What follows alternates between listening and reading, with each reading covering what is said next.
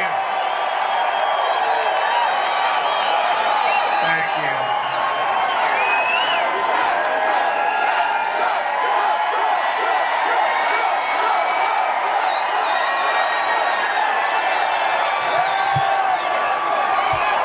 So the weather was really bad. Really bad. And they said, you know, these are great people in North Carolina. They won't mind. No, but they said they won't mind, sir, if you canceled and made it another time. And I said, what?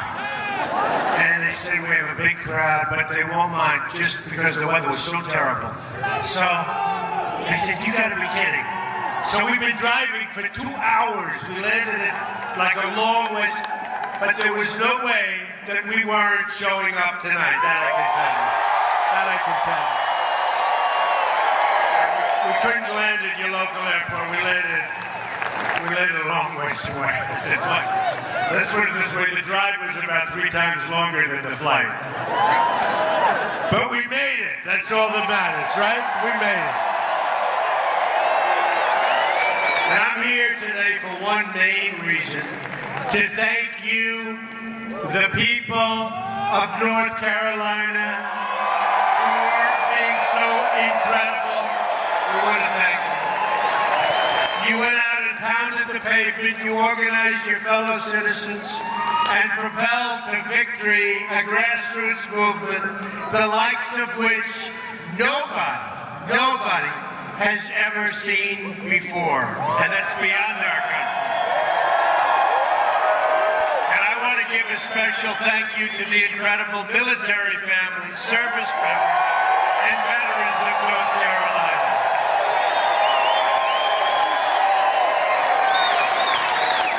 And they were great. You saw what happened with the military. I got such numbers. Oh, those numbers are good.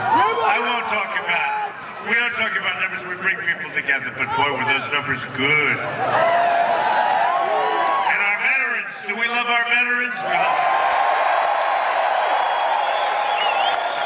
Your state's legacy of service is an inspiration to us all. North Carolina has produced many of the finest soldiers, airmen, sailors, and Marines the world has ever seen.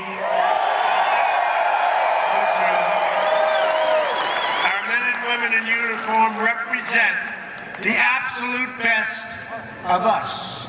We must follow their example, working in unison toward a shared goal across every social, racial, and economic line. They understand that to accomplish the mission, we must all be pulling in the same direction. We have to get together. They know that we must leave no man or woman behind. These patriots have shed their blood to defend our country in distant fields of battle across the earth. Our debt to them is eternal and everlasting. Amazing. Amazing. And you know, we have a very special person here today who we're going to introduce.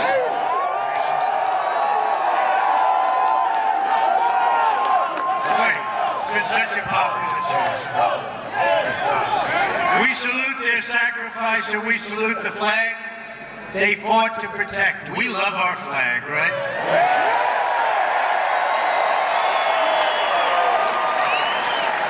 We love our flag. And we don't like it when we see people ripping up our flag and burning our flag. We don't like it. And we'll see what we're going to do about that, okay? Tomorrow is the 75th anniversary of Pearl Harbor. It's a milestone that marks the ultimate sacrifice of those who wear the great uniform. It's a reminder, too, of the valiant efforts of America's fighting men and women who have liberated millions from tyranny and oppression. Now today, our brave men and women are the first in line defense against radical Islamic terrorism, words that some people don't like to say, an ideology of death that slaughters innocent men, women, and children. We're going to protect our people. We're going to protect our country, believe me. In every generation, a new threat to freedom arises. And just as we defeated these threats, we faced generations in the past, and you understand that. So too will we defeat the forces of terror. We stand here today. It's unseen in many cases. Fort Bragg, the home of heroes. Our special forces at Fort Bragg have been the tip of the spear in fighting terrorism. The motto of our Army Special Forces is to free the oppressed, and that is exactly what they have been doing and will continue to do. At this very moment, soldiers from Fort Bragg are deployed in 90 countries around the world. Can you believe that? 90 countries. Based in Fort Bragg is the 82nd Airborne Division, also known as the All-American Division.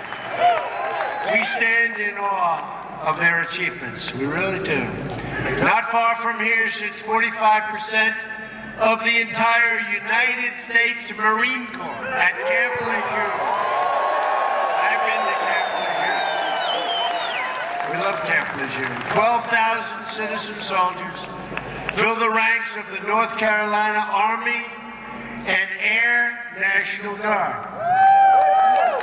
The National Guard rushed to the scene to help the victims of Hurricane Matthew and so many other catastrophes. And we continue to send our thoughts and prayers to those recovering in its wake. The military families in North Carolina are a national treasure, and it will be the duty of my administration to ensure that we protect those who protect us. And I just want to tell you that we are going to be taking care of our veterans. And I'm right now working. These are great, great people.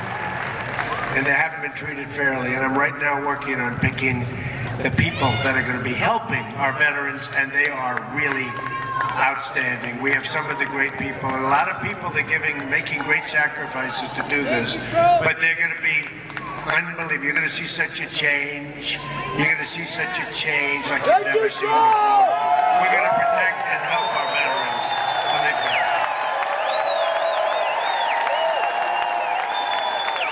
That brings me to the second reason that I'm here, to discuss our action plan to make America great again, beginning with the rebuilding of our military.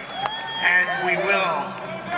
You're going to see it. I'm so looking forward, probably next week, you're going to see what we're going to do to take care of our vets. It's going to be announced. A lot of things are going to be announced. Stay tuned, folks. Here are the priorities that will guide our great veterans policy. All men and women in uniform will have the supplies, support, equipment, training, services, medical care, and resources they need to get what we're going done incredibly well and perfectly. A lot of things are going to be announced. Stay tuned, folks. The best care in the world for our veterans, both at public and VA facilities, as well as the right to see a private doctor when the lines are long. I've been saying this for the last year and a half. Incredibly well. You know, people are waiting in line for 7 days, 8 days, 9 days. Longer. He just said longer. Longer than that. And when that happens, you're going to have to see a private doctor when the lines are long. I've been saying this for the last year and a half. You know, people are waiting in line for 7 days, 8 days, 9 days. Longer. He just said longer. Longer than that. And when that happens, happens, you're going out to see a private doctor, a private hospital, a public hospital, somebody that can take care of you, and we're going to pick up the bill. And it's going to be, not only is it going to be great for you and life-saving in many cases, it's going to be less expensive. And I'm saying, why didn't they do this in the past? Why didn't somebody do that? There's not going to be any more waiting for our great people online for weeks to see a doctor. And finally, a commitment to only engage the use of military forces when it's in the vital national security interests of the United States. We don't want to have a depleted military because we're all over the place fighting in areas that just we shouldn't be fighting in. We're going to have such a strong, powerful military. It's not going to be depleted any longer. I mentioned equipment previously, and I said equipment. We're going to have the finest equipment in the world. It's going to be new, it's going to be modern, it's going to be clean, it's going to be the best. That's what we're going to have. We're not going to be a depleted military anymore. From now on, it's going to be America first. America first. We will stop racing to topple foreign, and you understand this, foreign regimes that we know nothing about, that we shouldn't be involved with. Instead, our focus must be on defeating terrorism and destroying ISIS. And we will. Any nation that shares these goals will be our partner in this mission. We won't forget it. We want to strengthen old friendships and seek out new friendships. Rather than a rigid dogma, we're guided by the lessons of history and a desire to promote stability all over, and strength in our land. This destructive cycle of intervention and chaos must finally, folks, come to an end. We've spent, at last count, $6 trillion in the Middle East. And our roads have potholes all over. Our highways are falling apart. Our bridges are falling. Our tunnels are no good. Our airports are horrible, like third world countries. We got to start spending on ourselves. But we've got to be so strong militarily, like we've never, ever been before. Remember that. Like we've never been. We seek harmony and goodwill among the nations of the world. And we believe that respect for mutual sovereignty helps form the basis of trust and understanding. But we don't want people taking advantage of us anymore. We don't want countries taking advantage of us anymore. We don't want that. We don't want that. We want to be the smart people. We don't want to be what we've been over the last long period of time. We build up our military not as an act of aggression, but as an act of prevention. We pursue and build up arms not in order to seek conflict, but in order to avoid conflict. We want to be strong. In short, we seek peace through strength.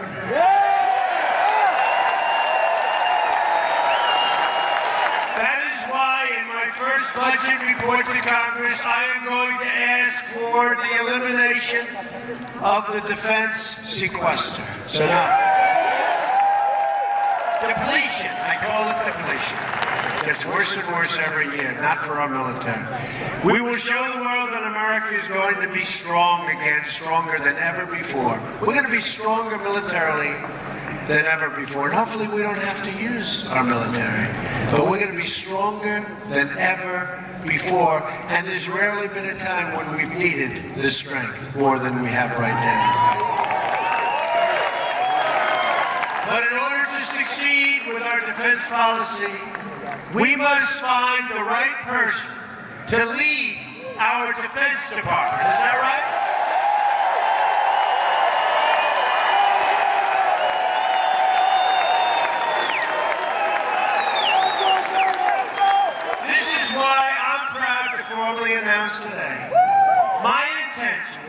nominate General James Mad Dog Mattis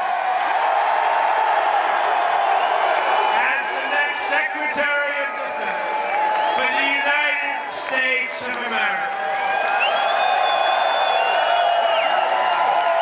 Jim is a Marine Corps four-star general, the former commander of U.S. Central Command and NATO's Supreme Allied Commander. For transformation, this is going to be so great for us. He led an assault battalion in Operation Desert Storm, and you saw what that happened. What happened, that was the way you're supposed to lead it. There was no games. Mad Dog plays no games, right? Led the forces that went after the Taliban and commanded the 1st Marine Division in Iraq. He is one of the most effective generals that we've had in many, many decades. An extraordinary leader of our time who has committed his life to his love for our country. General Mattis is the living embodiment of the Marine Corps motto, Semper Fidelis, always faithful.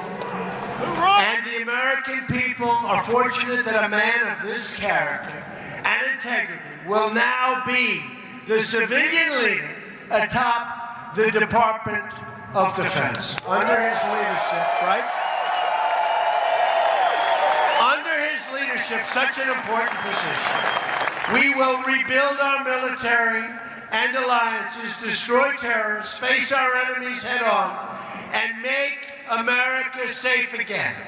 It is now my honor and privilege to welcome to the stage your next Secretary of Defense, General Mad Dog Mattis. Thank you.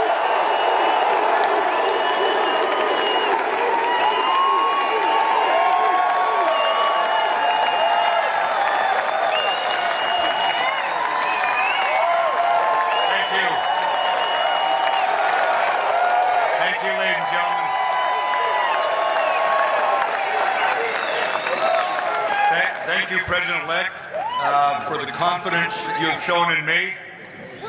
Thank you for the opportunity. I'm grateful for the opportunity to return to our troops, their families, the civilians of the Department of Defense, because I know how committed they are and devoted they are to the defense of our country, the defense of our Constitution.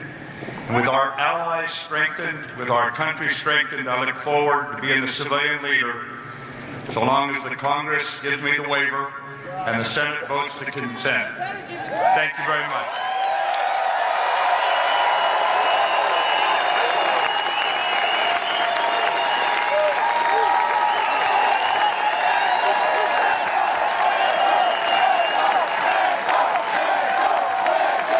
What a great guy. He's going to be incredible. He'll get that waiver, right? He's going to get that. Oh. If he didn't get that waiver, there'd be a lot of angry people. Such a popular choice. I believe we're in the process of putting together one of the all-time great cabinets that has ever been assembled in our nation's history. We have some great people going to be named over the next couple of days, too. But to accomplish our goals, we must reject the failed approaches of the past. We must move past the tired conventional thinking of Washington, D.C. As Abraham Lincoln said, as our case is new, so must we think anew and act anew. My plan begins with bold structural reform to create millions of good-paying jobs and even great-paying jobs. You've been seeing what's been happening over the last couple of weeks. And we haven't gotten there yet. We haven't gotten there. We were very proud of saving 1,100 jobs in Indiana with the help of Mike Pence, Vice President-elect, who's incredible. We're very proud of Mike Pence, by the way. Whether it's producing steel, building cars, or curing disease, we want the next generation of innovation and production to happen right here in America and right here in North Carolina. And don't forget, when we started, even 4 weeks before, they said, well, we're going to have an awfully hard time winning Florida, an awfully hard time winning North Carolina. We're not going to win Pennsylvania. We're not going to win Michigan. We're not going to win Wisconsin. We're not going to win. We're not going to win Iowa. And Ohio's going to be tough. So it started out. We won Ohio by more than 8 points. We won Iowa by a massive number, 10 points. Then we went down and we won Florida. Remember that fantastic evening? We have breaking news. Donald Trump wins Florida. Donald Trump wins North Carolina.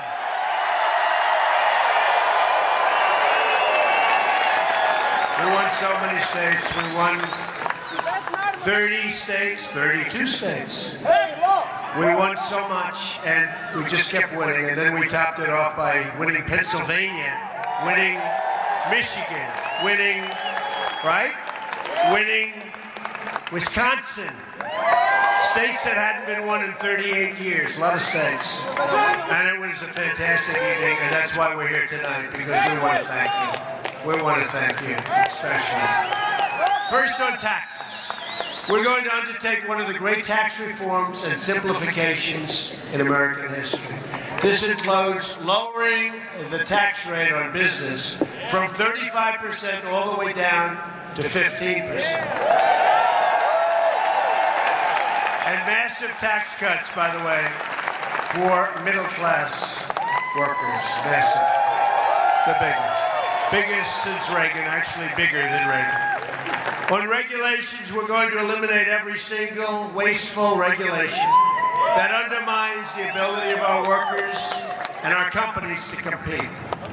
The regulation business is a disaster in our country. We're going to get rid of all of the unnecessary regulations. On energy, we will cancel the job-killing restrictions on the production of American energy and pursue American energy independence. And we'll be able to do it.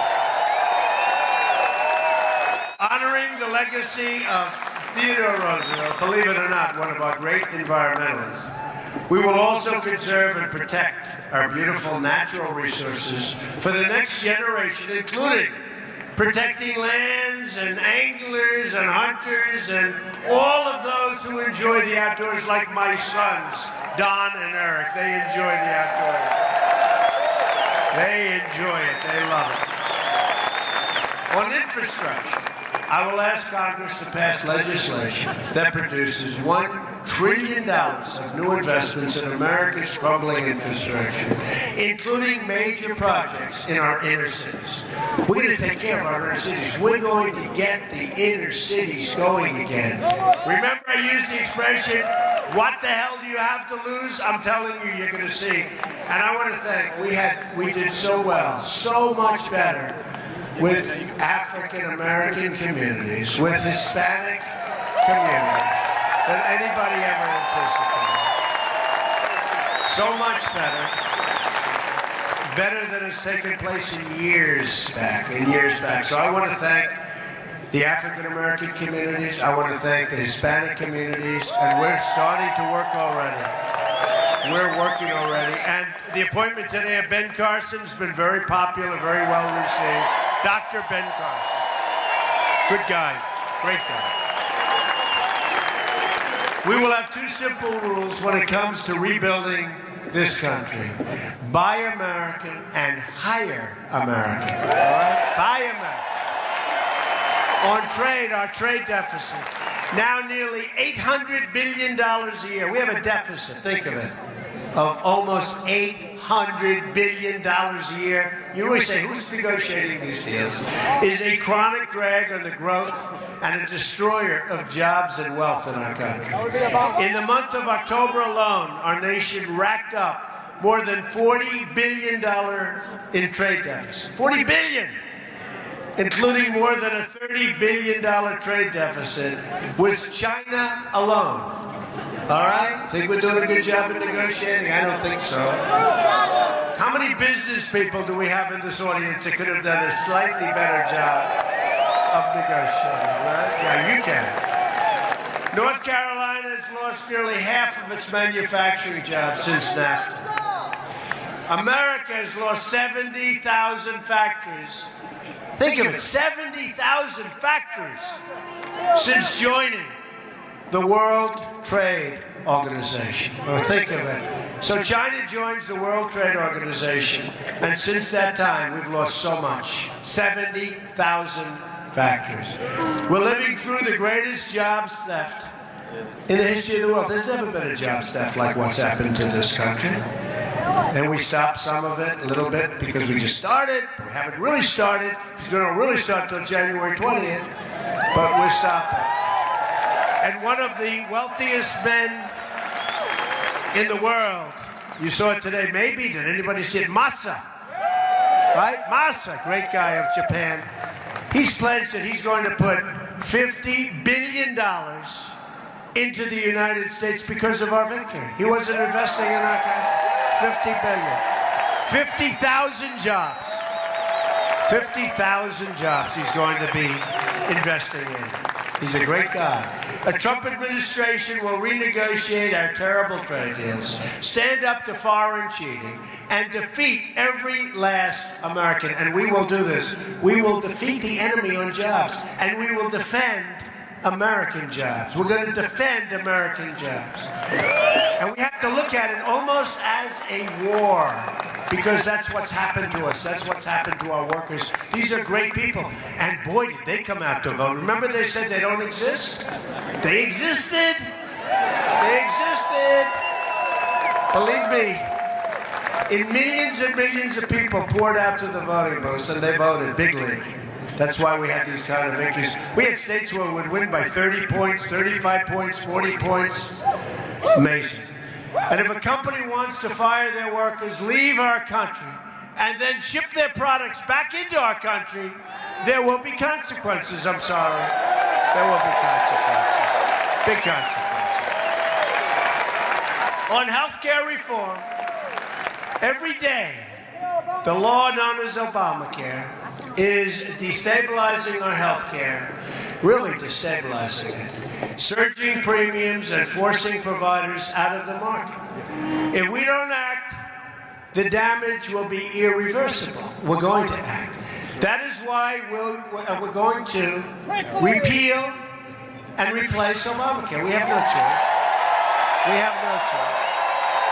We have absolutely no choice. So we're going to repeal and replace Obamacare, and you're going to get health care at a much lower price with a much lower deductible. It's so high now, you really can't, and for the most part, you can't use it. But we are going to have great health care at a much lower price. On child care, I'm asking Congress to pass legislation to make safe and affordable child care accessible to all. And people like that. That's something that Ivanka Trump, did anybody ever hear of Ivanka Trump, right? Ivanka Trump has been fighting for a long time, and I have, and I agree with her. On crime, the murder rate has experienced its largest increase in 45 years. We are going to support the incredible men and women of law enforcement, and we are going to bring this terrible crime wave to an end. Highest in 45 years, the murder rate. On immigration, we will be the administration that ended illegal immigration. We will construct a great border wall, dismantle the criminal cartels, liberate our communities from the epidemic of gang violence and drugs. We will get rid of the drugs that are pouring into our country. We will ask Congress to reform our visa and immigration programs to protect jobs and wages for American workers. And we will be appointing very shortly somebody to head up our program. And I will tell you, this person, like General Mattis, will do a phenomenal job, because we're going to stop people from coming into our country illegally, but we're going to have people come into our country And they're going to come in by the thousands and the hundreds of thousands, but they're going to come in, they are going to come in legally, right? But by the hundreds of thousands. We want people to come in, but they have to come in legally. To protect our country from terrorism and extremism, we will suspend immigration from regions where it cannot be safely processed. Right now, thousands and thousands and thousands of people are pouring into our country.